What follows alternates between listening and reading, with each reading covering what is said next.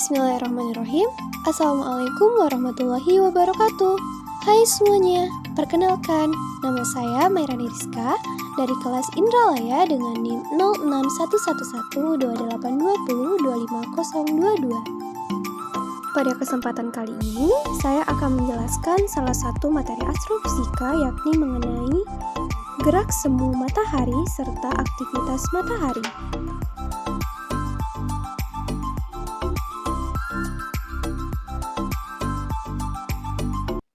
Tahukah kalian apa itu gerak semu matahari?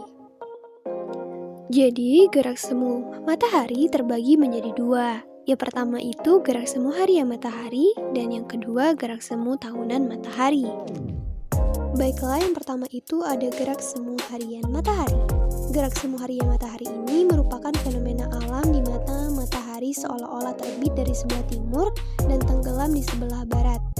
Dan seperti matahari selalu berjalan ke arah barat. Sebenarnya gerak semu harian matahari ini adalah akibat dari gerakan rotasi bumi. Jadi bumi yang bergerak, bukan matahari yang bergerak. Nah, untuk lebih lanjutnya, mari kita simak ilustrasi berikut ini. Gerak semu harian matahari. Seperti yang telah saya jelaskan tadi bahwa bumi itu berotasi. Rotasi bumi sendiri merupakan gerakan perputaran bumi pada porosnya yang berlangsung dari arah barat ke arah timur. Nah, dapat kita ketahui bahwa satu kali rotasi itu sama dengan 24 jam.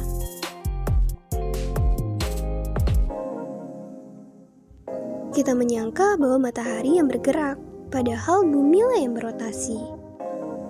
Kita menyangka bumi bergerak dari timur ke barat, padahal ia bergerak dari barat ke timur.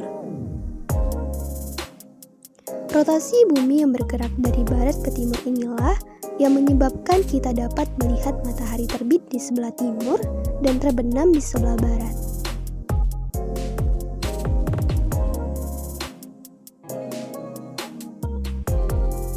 Fenomena gerak semu harian matahari. Fenomena pergerakan rotasi bumi dari barat ke timur yang terlihat pada kita seolah-olah ia bergerak dari timur ke barat saat tampak dari bumi. Terdapat beberapa dampak yang ditimbulkan dari gerakan semu harian matahari. Tentunya tidak lepas dari dampak rotasi bumi. Yang pertama itu adalah penentuan waktu. Yang kedua, adanya perbedaan waktu. Dan yang ketiga, terjadinya siang dan malam. Gerak semu tahunan matahari. Fenomena ini terjadi akibat revolusi bumi, di mana bumi bergerak mengelilingi matahari dalam satu tahun. Karena itulah terlihat seolah-olah posisinya berubah-ubah, yakni di utara dan selatan bumi. Pada tanggal 21 Maret, matahari terbit di sebelah timur.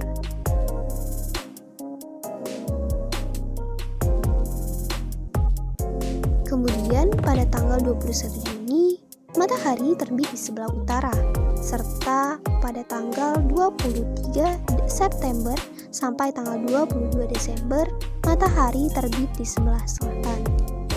Jika digambarkan pada bidang datar, gerak semu harian matahari garis edarnya di antara 23,5 derajat lintang utara sampai 23,5 derajat lintang selatan. Perbedaan tersebut akan berdampak pada variasi musim, terutama pada bumi bagian utara dan bagian selatan. Nah, varian-varian musim tersebut diantaranya yang pertama itu ada musim panas, gugur, dingin, serta musim semi.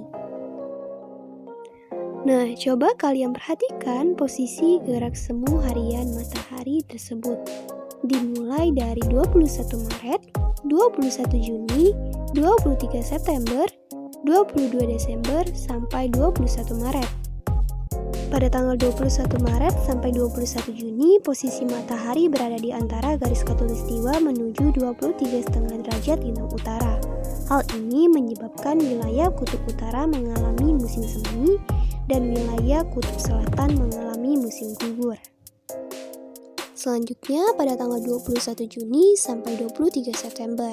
Pada posisi ini matahari berada pada garis 23,5 derajat lintang utara menuju garis khatulistiwa, sehingga wilayah utara mengalami musim panas, sedangkan di kutub selanjutnya pada tanggal 23 September sampai tanggal 22 Desember.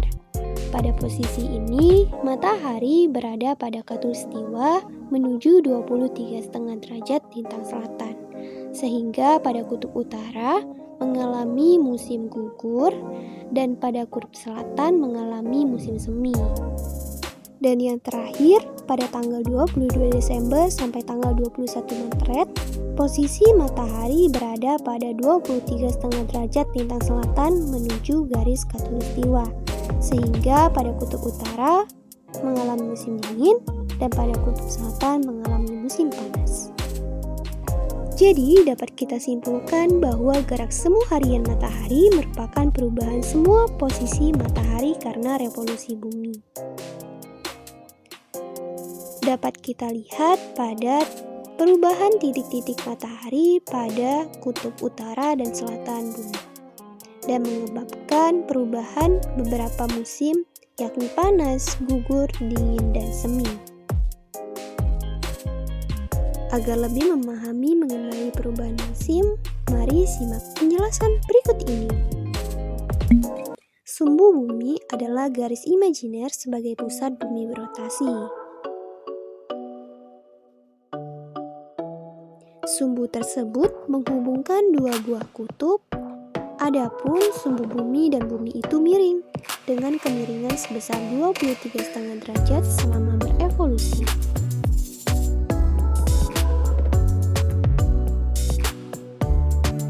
Kemiringan sumbu bumi menghasilkan sinar matahari secara tidak langsung yang menyinari berbagai tempat serta di berbagai musim.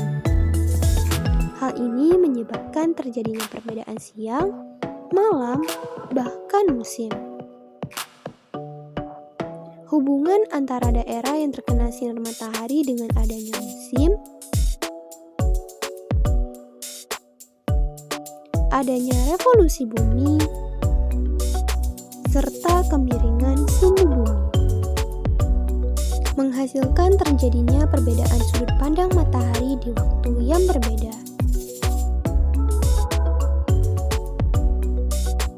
Ketika matahari menyinari sebagian permukaan bumi, kita menyebutnya the overhead sun. Pada saat ini, permukaan bumi dan matahari membentuk sudut sebesar 90 derajat. Perbedaan lokasi daerah yang terkena sinar matahari menghasilkan perbedaan radiasi matahari yang diterima di tempat-tempat yang berbeda dan di waktu-waktu yang berbeda-beda pula. Yang pertama itu ada musim semi yang terjadi pada tanggal 21 atau 22 Maret. Daerah yang terkena sinar matahari adalah garis ekuator yang menerima radiasi matahari terbesar. Pada hari ini, belahan bumi utara mengalami musim semi ekuinok, sedangkan belahan bumi selatan mengalami musim gugur ekuinok. Sudut pandang matahari semakin ke kutub semakin berkurang.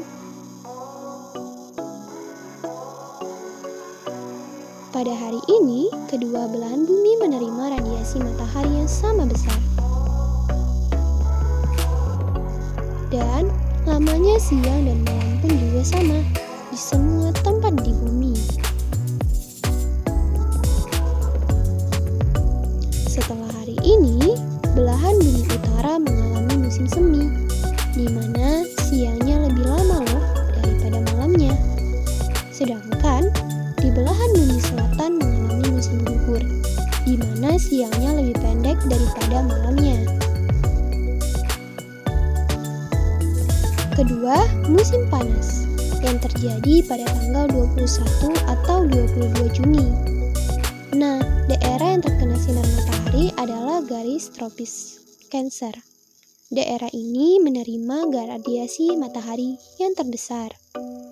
Pada hari ini, belahan bumi utara mengalami musim panas Salt Touch.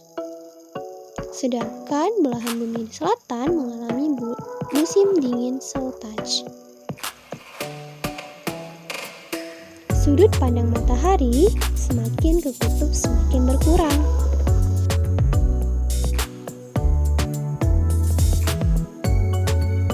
Pada hari ini, lamanya siang di belahan bumi utara adalah siang terlama dalam 1 tahun. Sedangkan siang di belahan bumi selatan adalah siang terpendek dalam 1 tahun atau kebalikannya. Pada hari ini, di lingkaran Arktik mengalami 24 jam penuh dengan semua cahaya. Sedangkan di lingkaran Antartika mengalami 24 jam dalam kegelapan.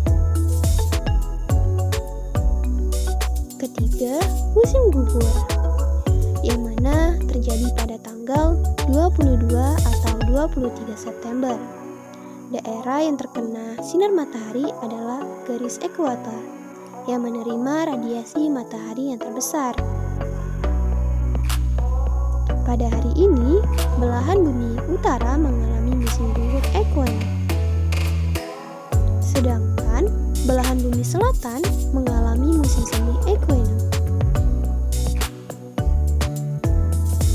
Sudut pandang matahari semakin ke kutub semakin berkurang.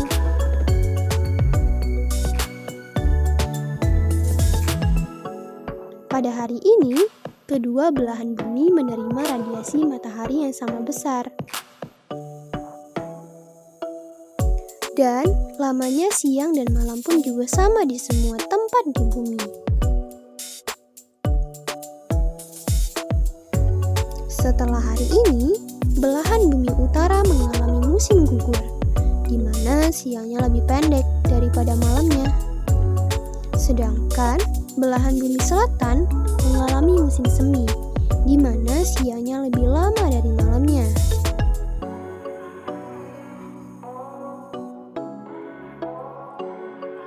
Yang terakhir, musim dingin. Terjadi pada tanggal 21 atau 22 Desember. Nah, daerah yang terkena sinar matahari adalah tropis Capricorn. Daerah inilah yang menerima radiasi matahari terbesar. Pada hari ini, belahan bumi utara mengalami musim dingin Salt Touch. Sedangkan belahan bumi selatan mengalami musim panas Salt Touch. Sudut pandang matahari semakin ke kutub semakin berkurang.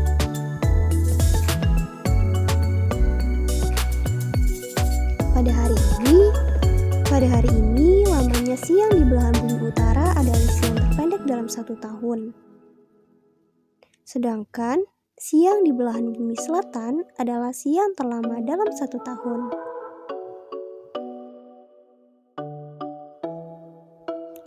Pada hari ini, di lingkaran Arktik mengalami 24 jam dalam kegelapan, sedangkan di lingkaran Antartika mengalami 24 jam penuh dengan cahaya. Nah, itu tadi penjelasan mengenai gerak semu matahari. Selanjutnya kita akan membahas mengenai aktivitas matahari. Aktivitas matahari.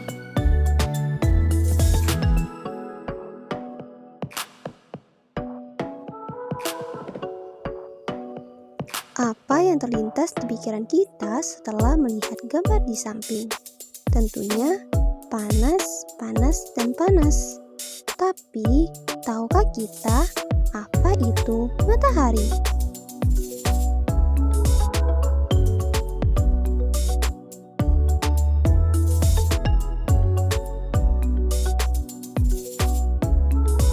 Jadi, perlu kalian tahu bahwa matahari sendiri merupakan sebuah bola raksasa yang dimana bola raksasa ini terbentuk dari 2 gas, yakni gas hidrogen dan gas helium.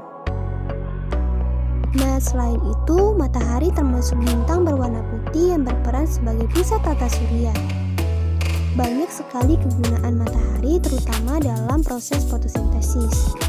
Nicolaus Copernicus adalah orang pertama yang mengemukakan teori bahwa matahari adalah pusat peredaran tata surya pada abad ke-16. Kemudian, kita akan membahas mengenai aktivitas matahari. Apa sih aktivitas matahari? Aktivitas ini sangat sering terlihat bahkan dengan teleskop kecil. Namun kita harus hati-hati karena matahari tersebut sangat panas dan dapat melukai mata kita. Aktivitas matahari yang pertama itu ada bintik matahari. Bintik matahari adalah bintik-bintik dingin di permukaan matahari yang disebabkan oleh medan magnet yang kuat. Bintik-bintik gelap yang muncul di bagian matahari hanyalah jejak yang terlihat dari wilayah aktivitas yang kompleks.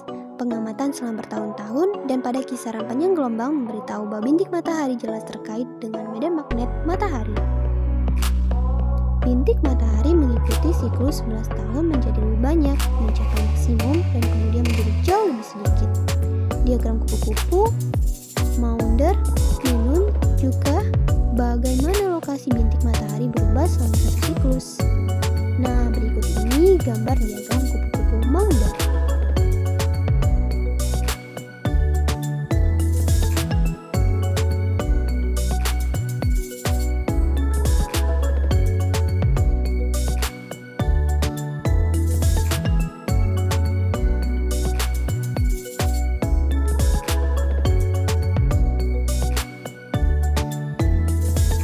Aktivitas matahari yang kedua yakni badai magnetik matahari. Ada yang tahu nggak sih apa itu badai magnetik matahari? Nah, kalau kalian nggak tahu, badai magnetik matahari itu merupakan badai yang bersumber dari matahari itu sendiri. Nah, terdapat beberapa proses terjadinya badai magnetik matahari ini.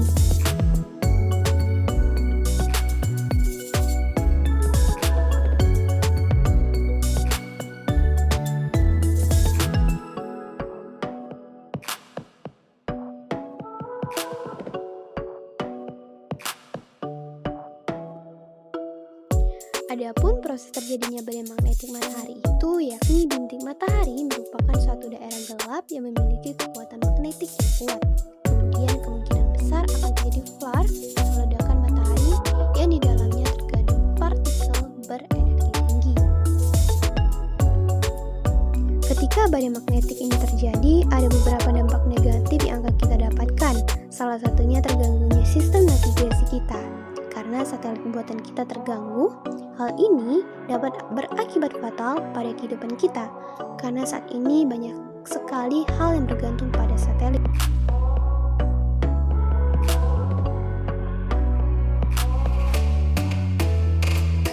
Aktivitas yang ketiga adalah gerak matahari. Berikut ini ilustrasi dari gerak matahari. Gerak matahari. Setiap hari matahari terbit di ufuk timur, lalu bergerak makin lama makin tinggi. Pada tengah hari ia mencapai kedudukan tertinggi, dan pada hari itu matahari dikatakan sedang berkulminasi. Setelah tengah hari, ia meneruskan perjalanannya bergerak semakin lama semakin rendah, dan senja hari pun terbenam di ufuk barat. Gerakan semu matahari. Adanya pergantian musim sepanjang tahun disebabkan oleh gerak semu matahari. Gerak semu inilah peredaran matahari jika dilihat dari bumi sepanjang tahun. Nah, matahari sendiri itu tidak pernah tenggelam. Di kawasan kutub utara dan selatan, ada waktu-waktu di mana siang itu berlangsung sepanjang hari atau malam berlangsung sepanjang hari. Maksudnya, ada beberapa waktu di mana matahari tak pernah tenggelam atau siang terus, walaupun jam tangan dan kalender sudah menunjukkan pergantian hari. Dan waktu lain, matahari malah tak pernah terbit atau malam terus. Dari beberapa aktivitas matahari yang telah dijelaskan, di sini saya akan menjelaskan lebih lanjut mengenai satu dari aktivitas matahari tersebut, yakni badai matahari.